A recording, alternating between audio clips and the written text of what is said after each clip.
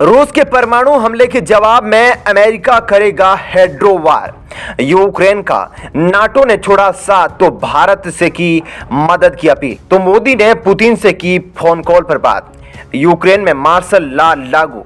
Ukraine का पनिसर drone रूस के टैंकों को कर रहा है तबाह। बाइडेन ने प्रेस कॉन्फ्रेंस में भारत को लेकर कही बड़ी बात। दोस्तों, रूस और यूक्रेन के बीच युद्ध की शुरुआत हो गई है और पहले ही दिन रूस ने यूक्रेन के 300 से अधिक के नागरिकों को मार दिया है।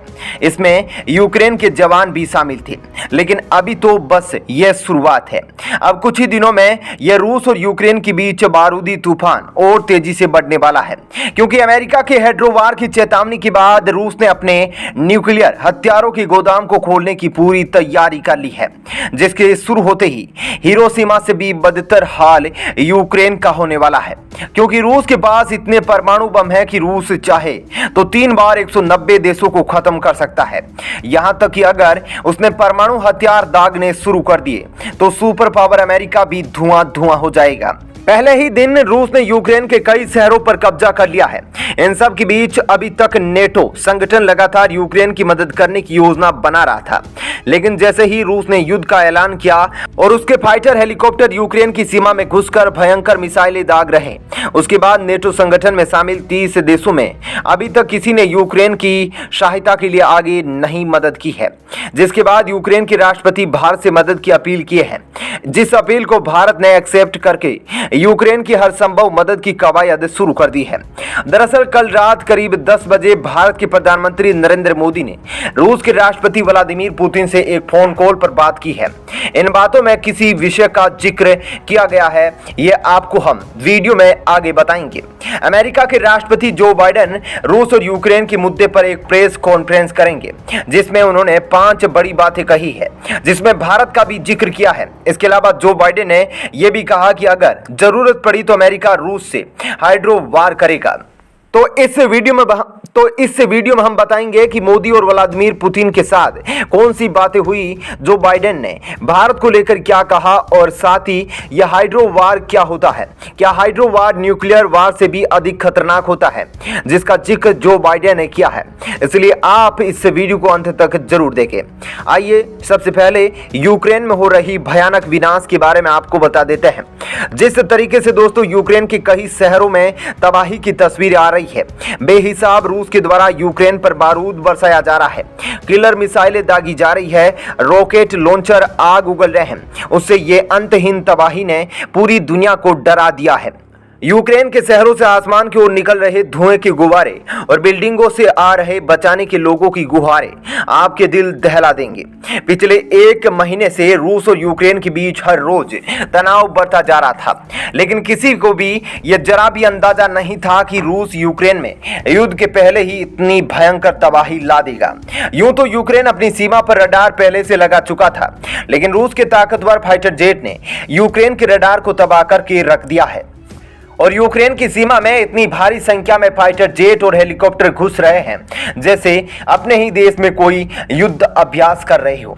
पिछले 15 घंटों में रूस ने भयंकर तबाही मचाई है, लेकिन फिर भी व्लादिमीर पुतिन की बदले की आग अभी भी धधक रही है।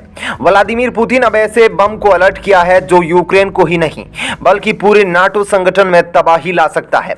अभी तक व्लादिमीर पुतिन को कोई भी देश सीरियस नहीं ले रहा था। सभी ये मान रहे थे कि व्लादिमीर पुतिन सेना को कभी यूक्रेन हमले की खुली छूट नहीं देंगे, लेकिन पिछले कुछ घंटों से रूस यूक्रेन पर लगातार हमला कर रहा है और रुकने का नाम नहीं ले रहा है। इससे पुतिन की परमाणु हमले की चेतावनी भी अब अमेरिका में खलबली पैदा कर दिया है।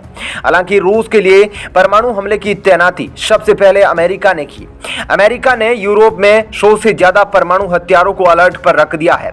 उधर रूस के राष्ट्रपति पुतिन ने यह भी कहा कि अब वे इस युद्ध में पीछे नहीं हटने वाले हैं और उन्होंने पश्चिमी देशों को क्लियर कट मैसेज भी दे दिया है कि वे चाहे जितना नाटो संगठन का विस्तार कर ले, रूस डरने वाला नहीं है।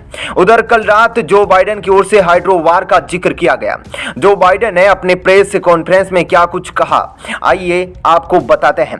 जो बाइडेन की ओर से कहा गया कि वे यूक्रेन की सुरक्षा के लिए अपने देश की सेना को नहीं भेज रहे हैं और यूरोप में स्थित अपने नजदीकी देशों से यूक्रेन की मदद करने की अपील कर रहे हैं। अमेरिका में स्थित रूस की सारी संपत्तियां, सभी पैसे जब्त कर लिए जाएंगे।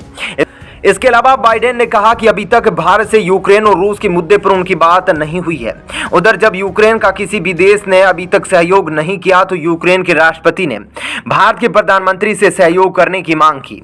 यूक्रेन के राष्ट्रपति ने कहा कि अगर भारत चाहे तो इस युद्ध को रोक सकता है, क्योंकि दुनिया में अगर व्लादिमीर पुतिन किसी भी देश की बात मान सकते हैं तो वो भारत है। यूक्रेन की इस अपील के बाद फौरन भारत के प्रधानमंत्री नरेंद्र मोदी ने व्लादिमीर पुतिन से एक फोन कॉल के जरिए बात की। प्रधानमंत्री ने अपनी निष्पक्षता दिखाते हुए रूस के राष्ट्रपति से कहा कि उनको युद्ध से बचना चाहिए और इस मसले को बातचीत के जरिए हल करने की कोशिश करनी चाहिए। रूस भारत का सैन्य मामलों में सबसे बड़ा सहयोगी देश है, इसलिए भारत रूस के कभी भी विरुद्ध नहीं जाएगा। उधर रूस की आक्रामकता को देखकर बाइडेन ने हाइड्रो वार की चेतावनी दी है। हाइड्रो वार के तहत अमेरिका रूस पर साइबर अटैक करेगा, उसके इलेक्ट्रॉनिक इक्विपमेंट को काम करने से रोक देगा। रूस के रडार पर इलेक्ट्रॉनिक वेपन से अटैक कर सकता है। उधर यूक्रेन का दावा है कि उसने भी रूस को काफी नुकसान पहुंचाया है। कीव में यूक्रेन की सेना ने उसके 2 हेलीकॉप्टर मार गिराने का दावा किया है। इसके अलावा यूक्रेन ने रशिया के 6 लड़ाकू विमान और 5 टैंक्स को भी नष्ट करने की बात कही है। यूक्रेन ने अपने देश में मार्शल लॉ भी लगा दिया है, जिसका मतलब यह है कि कुछ समय के लिए यूक्रेन का नियंत्रण वहां की सेना के हाथों में रहेगा। साथ ही यूक्रेन ने रूस के साथ सभी कूटनीतिक के संबंध भी तोड़ दिए हैं। उधर पिछले 24 घंटों में रूस के 2 लाख सैनिक उसकी सीमा में प्रवेश कर चुके हैं और शाम करीब 4 बजे रूस ने एक हवाई हमले में यूक्रेन के एक एयरबेस को नष्ट कर दिया। इस हमले में यूक्रेन के कई सैनिकों के मारे जाने की खबर है। यह एयरबेस रूस की सीमा के पास माइल टॉप में था, जहां पर उसकी सेना का नियंत्रण हो चुका है।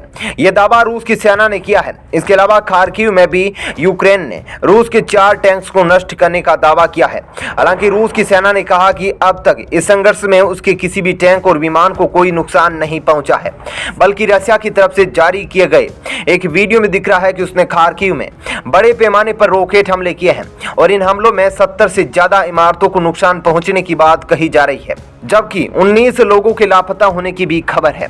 संभावना है कि ये लोग मारे जा चुके हो। खार्किव के अलावा यूक्रेन की राजधानी कीव के पास भी रूस के लड़ाकू विमान और सैन्य टुकड़ियां पहुंच चुकी है। युद्ध के बीच यूक्रेन के रक्षा मंत्री ने कहा कि वो अपने देश के उन नागरिकों को हथियार देने के लिए तैयार है जो अपनी स्वेच्छा से रूस के खिलाफ इस युद्ध में लड़ना चाहते हैं। लेकिन दोस्तों, आपकी इस पर क्या राय है, कमेंट करके जरूर बताएं। साथ ही वीडियो को लाइक और शेयर जरूर करें। धन्यवाद।